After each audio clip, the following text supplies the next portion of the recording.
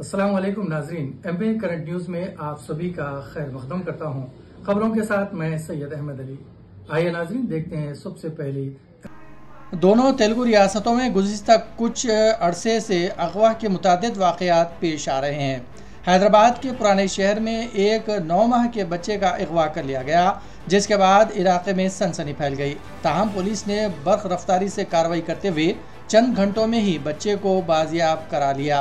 तफसीलात के मुताबिक मादनापेट पुलिस स्टेशन हुदूद में वाक़े चंचलगुड़े के एक नर्सिंग होम से 9 माह की बच्ची का अगवा कर लिया गया। छत्तीसगढ़ से ताल्लुक़ रखने वाली शहनाज खान, जो एक घरेलू मुलाजिमा के तौर पर काम कर रही थी, ने बच्ची का अगवा कर लिया था।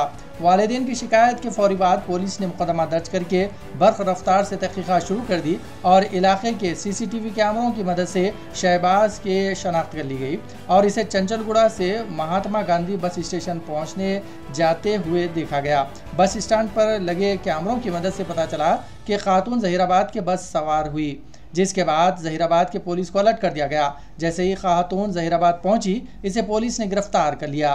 बाजियाब बच्ची को वालिदैन के हवाले कर दिया गया। वालिदैन और इलाके के लोगों ने पुलिस की सताइश की है।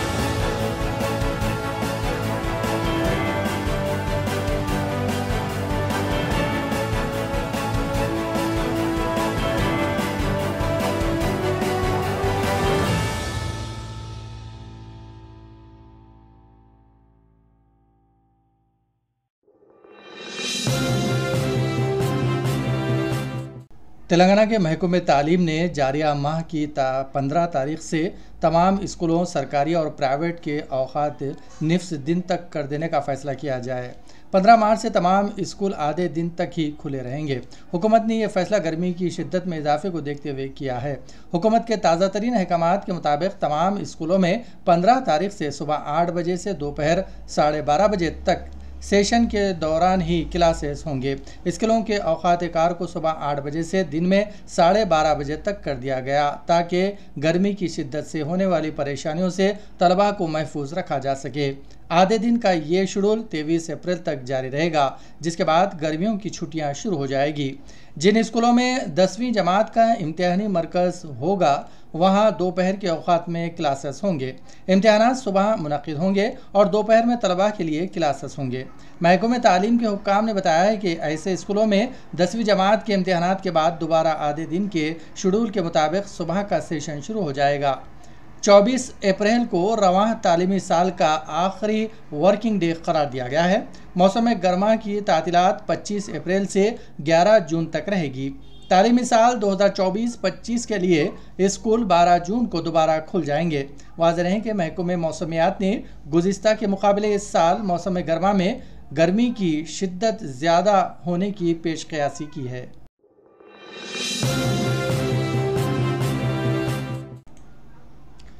हैदराबाद के पुराने शहर और यहाँ आबाद लोगों को कोसना बीजेपी लीडरों की आदत बन चुकी है।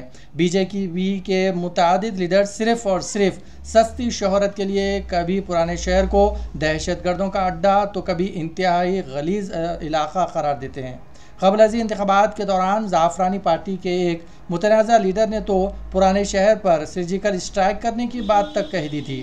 अब ताज़ा तौर पर लोकसभा इंतख़ाबात के लिए हैदराबाद हल्के से बीजेपी उम्मीदवार मोहतरमा माधवी लता ने अपने नाम के ऐलान के साथ ही पुराने शहर को कोसना और यहाँ के लोगों पर इंतहाई घिनौने इल्ज़ाम आयद करना शुरू कर दिया है।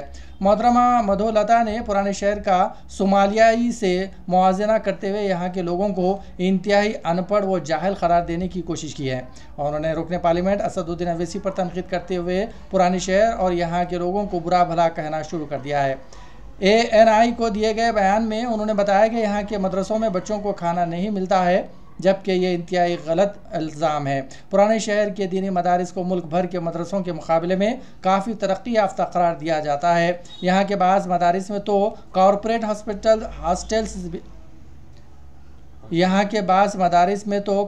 हॉस्टल्स भी बेहतर इंतज़ाम है। रहता है मदरसे में बच्चों को खाना नहीं मिलता है, मंदिरों को कब्जा होते रहता है। हिंदुओं के घरों में वो लोग घर तक नहीं मालूम, एक दीवार टूटता है तो नहीं पता है आगे आके कौन आके उसको कब्जा करेंगे। मुसलमान के घरों में बच्चे पढ़ते नहीं है, बच्चे पूरे वहां पे चाइल्ड लेबर हो जाते हैं। ना उनके पास पढ़ाई है, ना उनके पास ठीक तरह से घर है, ना उनको कोई भविष्य है। क्या है उनके पास? एक ही बात बचा है उन दोनों के बीच में, लड़ाई, जिसका जो चिंगारी तक को ही डालते हैं, जिसका फायदा भी वो लोग उठाते हैं। वो जो फायदा उठाते हैं उल्टा उनके लिए कुछ करते भी नहीं है। लेकिन ऐसा एक मुद्दा हो तो बताए। आप ही सोचिए, ऐसा ओल्ड सिटी कोई ऐसा तो पहाड़ पे तो है नहीं वो, ये समझने के लिए वो ट्राइबल्स है। ओल्ड सिटी कहां है? हैदराबाद के बीचों बीच है। ऐसा हैदराबाद जो जब बंटवारा हुआ था आंध्रा और तेलंगाना स्टेट का, मांग के लिया गया था हैदराबाद। उसका टैक्सेस, उसका जो आमदनी है इतना बड़ा है। वैसा हैदराबाद सिटी के बीचों बीच आप ओल्ड सिटी कॉन्स्टिट्यूएंसी को देखते हो, जहां गरीबी है, बेबसी है। अब बताओ तो क्या नहीं है वहां पर? बहुत कुछ आगे लेके जाना पड़ता है उस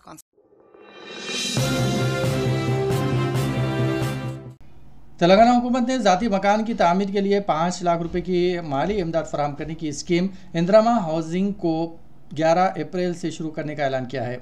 चीफ मिनिस्टर रेवंत रेड्डी ने अहदेदारों को स्कीम के आगाज़ के लिए ज़रूरी इंतजाम करने की हिदायत दी है। चीफ मिनिस्टर ने तजवीज़ दी है कि इस स्कीम को तमाम अहल बेघर अफराद पर लागू किया जाना चाहिए और इसके मुताबिक फौरी तौर पर गाइडलाइन तैयार किए जाएँ। इस स्कीम में जिनके पास मकान की ज़मीन है, इनको घर की तामीर के लिए 5 लाख रुपये दिए जाएंगे। बेघर गरीबों को घर की ज़मीन के लिए 5 लाख रुपये दिए जाएंगे। चीफ मिनिस्टर ने अहदेदारों को मशवरा दिया है कि वो इसके लिए बाज़ाब्ता तैयार करें। इस मीटिंग में चीफ मिनिस्टर के साथ हाउसिंग के वजीर पोगलंटी श्रीनिवास रेड्डी और वजीर पूनम प्रभाकर भी मौजूद थे। 66 साल का सफर, अगर कोई दूसरी सियासी पार्टी होगी तो बोलेगी कि हम इतने बार पावर में आए, हम इतने बार पावर में नहीं रहे, यही बताएंगे आपको। मगर हम ये कहते हैं कि 66 बरस के सफर में हमने कई हुकूमतों को देखा जिन्होंने मंजिलिस से टकराया, मगर मंजिलिस बाकी रही, उनको अल्लाह ने शिकस्त दिया। 66 बरस के सफर में कई हमारे मंजिलिस के साथियों ने हमको छोड़ा, हमसे गद्दारी की, मगर लोग गद्दारों को, धोखेबाजों को याद नहीं रखती। अवाम याद रखती है अपनी जमात को, अवाम याद रखती है अपनी सियासी ताकत को, अपने इत्तेहाद को। तो मेरे अजीज़ दोस्तों और बुजुर्गों, हमको और आपको आगे बढ़ना है। यकीनन मुखालिफीन मंजिलिस उस वक्त भी थे जिस वक्त अब्दुल वाहिद ओवैसी रुक अराकीन शूरा को जमा किए, मुखालिफीन मंजिलिस ने शूरा को लेकर चले गए थे। जिस वक्त जलसा हो रहा था बिसल बंडे के ऊपर, रातों रात शूरा को लेकर भाग गए, पूरे के पूरे गायब हो गए पूरे। तो अब्दुल वाहिद ओवैसी रहमतुल्लाह अलैह ने आवाम से कहा कि मैं आपसे नामजदगी चाहता हूं, मैं आपसे इजाजत चाहता हूं। तो उस वक्त भी मुखालिफीन मजलिस ने अपने अखबार में लिखा था कि ओवैसी ने शूरा को चूरा कर दिया। तो मेरे भाई, मुखालिफीन हर दौर में रहेंगे। याद रखिए, अबू जहल, अबू लहब की औलाद सुबह क़यामत तक रहेगी। यजीद के चाहने वाले, यजीद के चेले सुबह क़यामत तक रहेंगे। मीर जाफर, मीर सादिक हमेशा थे और रहेंगे। मगर हमारा काम यह है कि जैसा कि अहमद पाशा कादरी ने कहा कि हम हुसैनियत के परचम को बुलंद करना हमारा काम होगा। ईसार और कुर्बानियों को देकर हमने मुकाम को हासिल किया। हमने कोई चमन में चलकर या पब्लिक गार्डन में चलकर यहां तक नहीं पहुंचे। हम खाक और खून के दरियाओं से गुजरना पड़ा। जेलों में बैठकर अपनी मजलिस की खुद की कामयाबी के लिए दुआएं करनी पड़ी, पुलिस की लाठियां खानी पड़ी, तब जाकर अल्लाह ने हमको मुकाम दिया। तो मेरे अजीज दोस्तों और बुजुर्गों, मेरी इज्जतदार माँ और बहनों, मजलिस इत्तेहादुल मुस्लिमीन के सफर को हमको और आपको लेकर आगे बढ़ना है। के साथ नाज़रीन, खबरनामा यहीं इख्तिताम पजीर होता है। हमें सारी टीम के साथ इजाज़त दीजिए और हाँ, MA करंट न्यूज़ को सब्सक्राइब करना और लाइक करना ना भूलें।